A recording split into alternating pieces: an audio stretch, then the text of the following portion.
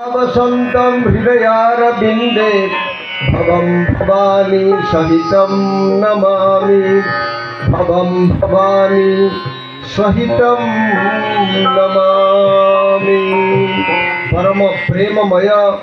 परम करुणामय करुणा वरुणालय अशरण शरण अनंत कोटि ब्रह्मांड नायक महाप्रभु जगन्नाथंकर श्रीचरण रे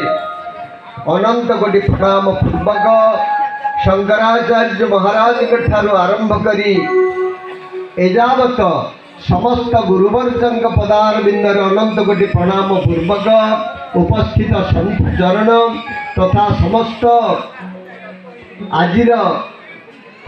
ए शुभ दिवस रे नुआखाई शुभ दिवस रे उपस्थित समस्त सनातनी हिंदू भाई भौणी मानक मोर सादर हरिओम आउ नुआखाई जुहार। जय जगन्नाथ स्वामी की, बलराम स्वामी की,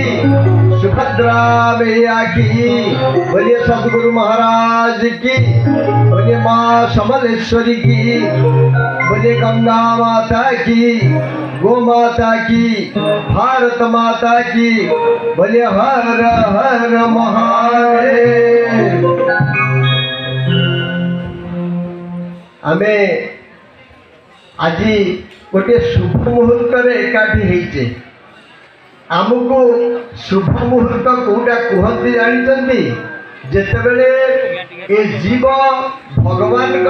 ठारे समर्पित हो। श्रीमद भगवत गीतार गोटे श्लोक मन पड़े, ब्रह्मार्पणम ब्रह्म हवि ब्रह्माग्न ब्रह्मणाहुतम ब्रह्मैव तेन गंतव्यम ब्रह्मकर्म समाधिना। ब्रह्मार्पणम आमे जहाँ किछि ए सब भगवान तांको अर्पण करदवा। ब्रह्मार्पणम ब्रह्म हवि जो यज्ञ करुचंती से हवि जो घृत हवि कहले घृत घीर 4-5टा ना अच्छी यज्ञ मंडप जितेबले भंडार घरे घीटा थी तार ना घृत मन रखी था तार ना घृत जितेबले यज्ञ मंडप को चढ़ीज जदि आप घृत कहे आम सस्ता बामण कहूँ सेतेबेले तार ना हो हबी। जितेबले सी पात्र को चली अर्थात जो पात्र यज्ञ हम ता ना हम आज्यम आज्यम आज्य नुहे आज्यम हो जितेबले हवन आरंभ हम ता ना हम आहुति तापरे जो टिके टिके से बहिब तार ना संस्रव तापर जिते ओल्टिकी आइब तार ना प्रास्पन्न बुझेगा मन रहा। तो एभली भाव ब्रह्म हवि अर्थात जो घृत यज्ञ होती से स्वयं ब्रह्मंकर स्वरूप। तापरे ब्रह्मार्पणम ब्रह्म हवि ब्रह्माग्न ब्रह्मणाहुतम जो अग्नि रे यज्ञ होचंती से मध्य ब्रह्म जो पुरोहित यज्ञ कर खाली सस्ता मनुष्यटे बोली भावतु ना कि बामुणटे बोली भावतु ना से साक्षात ब्रह्मंकर स्वरूप भाव में वर्णना अच्छे। भगवान कहते ब्रह्मार्पणम ब्रह्म हवि ब्रह्माग्नो ब्रह्मणाहुतम ब्रह्मैव तेन गंतव्यम से श्रुव श्रुच ये सब ब्रह्म।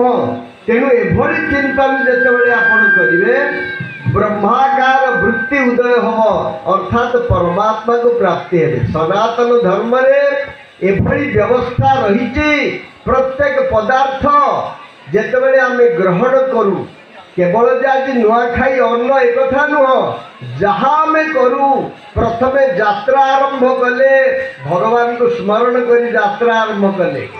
यज्ञ आरंभ कले अपवित्र पवित्र वा सर्वावस्थांगत होपि वा जस्मरेत् पुंडरीकाख्यम सभाभ्यंतर शुचि। से परमात्मा को चिंतन कले बाह्य अभ्यंतर शुचि है। आपण यात्रा आरंभ कले भगवान को स्मरण कले जितेबले आपण पाठ पढ़ा गले गणेश महाप्रभु पाखे खड़ी छुईले श्री गणेशाय परमात्मा को चिंतन कले आपण खाइले ब्रह्मार्पण मु परमात्मा को भोजन करूची मु निजे खाऊ नहीं बुझेला निजे खाइले सेटा बंधन हो जीव यज्ञार्थत कर्मणोन्यत्र लोकयम कर्म बंधन श्रीमद भगवत गीतार भगवान कहउचंती यज्ञार्थत कर्मणोन्यत्र मु जहा करूची ए सब यज्ञ आउ जदि मु यज्ञ बोली या विचार न कली परमात्मा को समर्पण न कली ताले ये बंधन हो ये तुम बंधन कारक हो तेणु सनातन धर्म रे व्यवस्था अच्छी आपण प्रथमे रोषेई कले मध्य अग्नि रे टिके पकईदेवे परमात्मा को समर्पण करदेवे गोटे धान बेंगला कले प्रथमे परमात्मा को समर्पण करदेवे प्रत्येक मुहूर्त रे जहा कले आपण पाठ पढ़िले चाष कले खाइले पीले बुलिले हसिले शोइले भगवान को चिंतन करके शोइबे उठिले पुणी भगवान को राम राम तेहि सुमिरन किन्ना हृदय हरस कपि सज्जन चिन्ना विभीषण उठिला राम राम राम राम कही उठिला हनुमान जी कहले गोटे भल लोक दियो निश्चित गोटे साधु हो साधुते होई न कारज हानि ताकू साधु कहा जाए प्रत्येक मुहूर्त रे सनातन धर्म रे आमे किमिति परमात्मा ठारे समर्पित हवा ए प्रकार व्यवस्था केवल सनातन धर्म रे अछि कारण आमे